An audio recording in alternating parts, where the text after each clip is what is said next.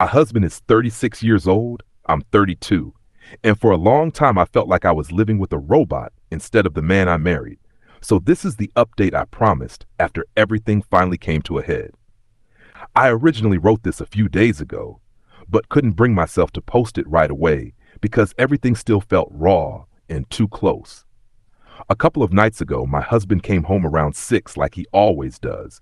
Quiet, polite, efficient, carrying the weight of the world on his shoulders without ever saying a word about it. After he ate something, I asked him to come sit with me in the bedroom because I needed to talk. I sat him down on the edge of the bed and told him I was worried about him, but I struggled to find the right words because every version sounded too small for what I was feeling. So instead, I showed him the post I had written asking strangers for advice. He read it silently, and when he finished, something inside him finally broke. He started crying, not tearing up or getting misty-eyed, but full, shaking, uncontrollable sobs.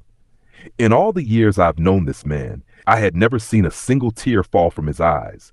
Not at weddings, not at funerals, not at the birth of our children. So seeing him like that shattered me. I held him while he cried until he could breathe again. And then he told me everything he had been carrying alone.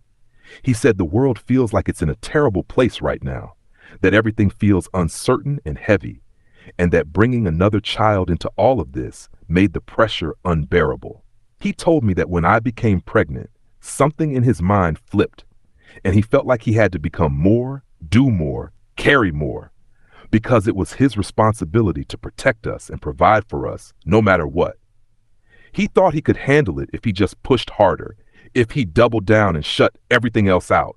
But instead, the harder he tried, the darker everything became until he couldn't see an end anymore. He told me that he feels like he's constantly drowning and that the only moment he can breathe is during the car ride between work and home when no one needs anything from him and no one is watching. He admitted that sometimes the stress gets so bad that he throws up and then just keeps going with his day like nothing happened.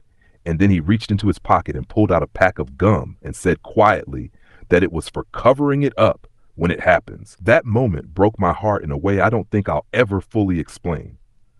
I asked him why he didn't tell me any of this, why he shut me out completely. And he said he didn't want to burden me with the truth. He said he was terrified that if he admitted how scared and overwhelmed he felt, I would stop seeing him as a protector and provider, and that eventually I would stop loving him. Hearing that made me cry because I had no idea he believed his worth to our family was tied to never struggling, never faltering, never needing help. I asked him if he wanted to quit his job, but he surprised me by saying the job itself wasn't the problem and that he actually liked the work.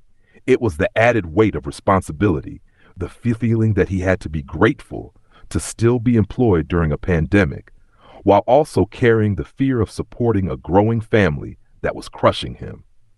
He said some days he fantasizes about packing a suitcase and disappearing to a tropical island for a week without telling anyone, and then immediately feels so guilty for even thinking it that he punishes himself by working harder and shutting down more. I told him that maybe he should actually take a break, that he deserved rest, and that stepping away might help him breathe again. And at first, he resisted, because guilt seems to be his default setting now. But eventually, he said he would only go two of us, like when we were first married and everything felt lighter. He wants to take a week off once things calm down and before the baby arrives, drop the kids off at grandma's, and go somewhere together to reconnect. Not to fix everything, but just to remember who we are outside of survival mode.